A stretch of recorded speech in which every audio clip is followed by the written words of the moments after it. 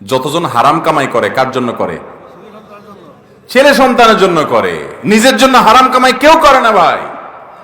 নিজের এক পেট পালতে কয় টাকা লাগে? যদি ছেলে মেয়ে স্ত্রী কারো না থাকতো তো দেখতেন 2 নম্বরই করতো না। কার জন্য করবে? সব কার জন্য করে? সাধারণত যত 2 নম্বর কামাইকারী লোক আছে, যত হারাম উপার্জনকারী আছে, তারা সবাই এই উপার্জনগুলো করে মূলত ছেলে মেয়েদের জন্য, তাদের আখের গোছানোর জন্য। কিন্তু অবাক করা বিষয় কি জানেন? কিয়ামতের ময়দানে যখন আপনি ধরা পড়বেন, এই ছেলে মেয়ের কেউ কিন্তু বলবে না যে আল্লাহ আমার বাপের সব আমাদের জন্যই করছিল, নিজের জন্য কিছু করে নাই, আপনি যা শাস্তি দেওয়ার আমারে দেন, আমার বাপরে ছেড়ে দেন। বলবে? আল্লাহ কোরআনে বলছেন ইয়াউমা ইয়াফিরুল মারউ মিন আখিহি ওয়া উম্মিহি ওয়া আবিহি ওয়া সাহিবাতিহি ওয়া বানিহি লিকুল্লি ইমরিইম মিনহুম ইয়াউমা ইযিন শাআনুন ইউগনি। সেদিন সবাই সবাইকে দেখে পালাবে।